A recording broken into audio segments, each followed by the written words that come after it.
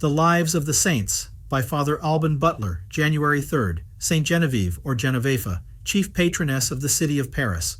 Her father's name was Severus and her mother's Gerontia.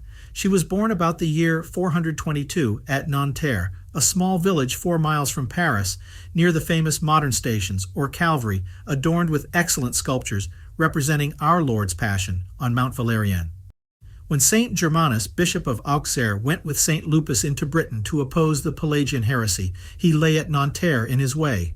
The inhabitants flocked about them to receive their blessing, and Saint Germanus made them an exhortation, during which he took particular notice of Genevieve, though only 7 years of age. After his discourse he inquired for her parents, and addressing himself to them, foretold their daughter's future sanctity, and said that she would perfectly accomplish the resolution she had taken of serving God, and that others would imitate her example. He then asked Genevieve whether it was not her desire to serve God in a state of perpetual virginity, and to bear no other title than that of a spouse of Jesus Christ. The Virgin answered that this was what she had long desired, and begged that by his blessing she might be from that moment consecrated to God. The holy prelate went to the church of the place, followed by the people, and during long singing of psalms and prayers, says Constantius, that is, during the recital of None and Vespers, as the author of the Life of Saint Genevieve expresses it, he held his hand upon the Virgin's head. After he had supped, he dismissed her, giving a strict charge to her parents to bring her again to him very early the next morning. The father complied with the commission, and Saint Germanus asked Genevieve whether she remembered the promise she had made to God. She said she did, and declared she would, by the divine assistance, faithfully perform it. The bishop gave her a brass medal on which a cross was engraved, to wear always about her neck, to put her in mind of the consecration she had made of herself to God. And at the same time, he charged her never to wear bracelets or necklaces of pearls, gold or silver, or any other ornaments of vanity. All this she most religiously observed, and considering herself as the spouse of Christ, gave herself up to the most fervent practices of devotion and penance. From the words of Saint Germanus, in his exhortation to Saint Genevieve never to wear jewels, ballet, and some others infer that she must have been a person of quality and fortune, but the ancient breviary and constant tradition of the place assure us that her father was a poor shepherd.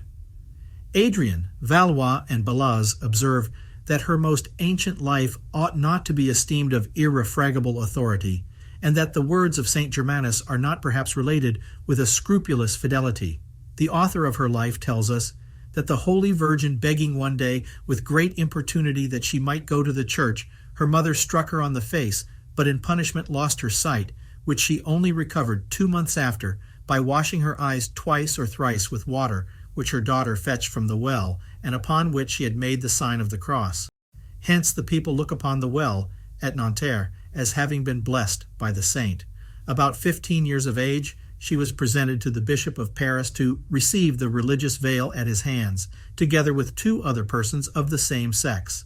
Though she was the youngest of the 3, the bishop placed her the first, saying that heaven had already sanctified her, by which he seems to have alluded to the promise she had already made, in the presence of Saints Germanus and Lupus, of consecrating herself to God. From that time she frequently ate only twice in the week on Sundays and Thursdays. Her food was barley bread with a few beans. At the age of 50, by the command of certain bishops, she mitigated this austerity, so far as to allow herself a moderate use of fish and milk. Her prayer was almost continual, and generally attended with a large flow of tears. After the death of her parents, she left Nanterre, and settled with her godmother at Paris, but sometimes undertook journeys upon motives of charity, and illustrated the cities of Meaux, Lyon, Tours, Orléans, and all other places wherever she went, with miracles and remarkable predictions. God permitted her to meet with some severe trials, for at a certain time all persons indiscriminately seemed to be in a combination against her, and persecuted her under the opprobrious names of visionary, hypocrite, and the like imputations, all tending to asperse her innocency. The arrival of Saint Germanus at Paris, probably on his second journey to Britain, for some time silenced her calumniators, but it was not long ere the storm broke out anew. Her enemies were fully determined to drown her, when the Archdeacon of Auxerre arrived with eulogies or blessed bread, sent her by Saint Germanus, as a testimony of his particular esteem for her virtues and a token of communion. This seems to have happened while Saint Germanus was absent in Italy in 449, a little before his death. This circumstance, so providentially opportune, converted the prejudices of her calumniators into a singular veneration for her during the remainder of her life. The Franks or French had then possessed themselves of the better part of Gaul, and Childeric, their king, took Paris. During the long blockade of that city, the citizens being extremely distressed by famine, Saint Genevieve, as the author of her life relates, went out at the head of a company who were sent to procure provisions, and brought back from Arcis-sur-Aube and Troyes several boats laden with corn. Nevertheless, Childeric, when he had made himself master of Paris, though always a pagan, respected Saint Genevieve, and upon her intercession spared the lives of many prisoners, and did several other acts of clemency and bounty. Our saint, out of her singular devotion to Saint Dionysius and his companions, the apostles of the country, frequently visited their tombs at the borough of Catuliacum, which many think the borough since called Saint Denis. She also excited the zeal of many pious persons to build there a church in honor of Saint Dionysius, which King Dagobert I afterwards rebuilt with a stately monastery in 629. Saint Genevieve likewise performed several pilgrimages in company with other holy virgins to the shrine of Saint Martin at Tours. These journeys of devotion she sanctified by the exercise of holy recollection and austere penance. King Clovis, who embraced the faith in 496, listened often with deference to the advice of Saint Genevieve and granted liberty to several captives at her request. Upon the report of the march of Attila with his army of Huns, the Parisians were preparing to abandon their city, but Saint Genevieve persuaded them, in imitation of Judith and Hester, to endeavor to avert the scourge by fasting, watching, and prayer. Many devout persons of her sex passed many days with her in prayer in the baptistery, from whence the particular devotion to Saint Genevieve, which is practiced at Saint John, Laurent, the ancient public baptistry of the Church of Paris, seems to have taken rise. She assured the people of the protection of heaven and their deliverance, and though she was long treated by many as an impostor, the event verified the prediction, that barbarian suddenly changing the course of his march, probably by directing it towards Orleans. Our author attributes to Saint Genevieve the first design of the magnificent church which Clovis began to build in honor of Saints Peter and Paul by the pious counsel of his wife, Saint Clotilda, by whom it was finished several years after, for he only laid the foundation a little before his death, which happened in 511. Saint Genevieve died about the same year, probably 5 weeks after that prince, on the 3rd of January 512, being 89 years old. Some think she died before King Clovis. Prudentius, Bishop of Paris, had been buried about the year 409, on the spot where this church was built. Clovis was interred in it. His remains were afterwards removed into the middle of the choir, where they are covered with a modern monument of white marble, with an inscription. St. Clotilda was buried near the steps of the high altar in 545, but her name having been enrolled among the saints, her relics were enshrined and are placed behind the high altar. Those of St. Alda, the companion of St. Genevieve, and of St. Cyrannus, Bishop of Paris, are placed in silver shrines on the altar of St. Clotilda. The tombs of St. Genevieve and King Clovis were near together. Immediately after the saint was buried, the people raised an oratory of wood over her tomb, as her historian assures us, and this was soon changed into the stately church built under the invocation of Saints Peter and Paul. From this circumstance, we gather that her tomb was situated in a part of this church which was only built after her death.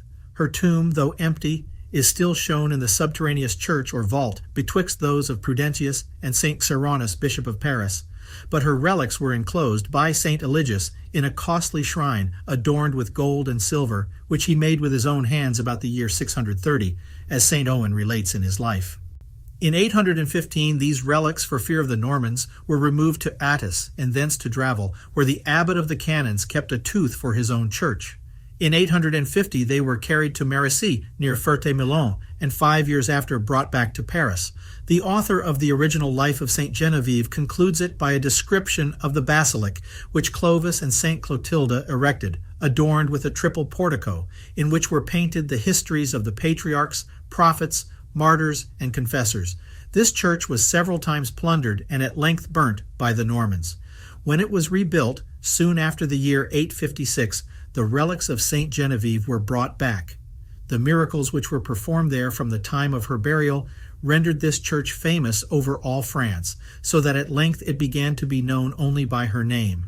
The city of Paris has frequently received sensible proofs of the divine protection through her intercession. The most famous instance is that called the miracle of des Ardents, or of the burning fever. In 1129, in the reign of Louis VI, a pestilential fever, with a violent inward heat and pains in the bowels, swept off in a short time 14,000 persons, nor could the art of physicians afford any relief. Stephen, Bishop of Paris, with the clergy and people, implored the divine mercy by fasting and supplications, yet the distemper began not to abate till the shrine of St. Genevieve was carried in a solemn procession to the cathedral. During that ceremony, many sick persons were cured by touching the shrine, and of all that then lay ill of that distemper in the whole town, only 3 died, the rest recovered, and no others fell ill. Pope Innocent II, coming to Paris the year following, after having passed a careful scrutiny on the miracle, ordered an annual festival in commemoration of it on the 26th of November, which is still kept at Paris.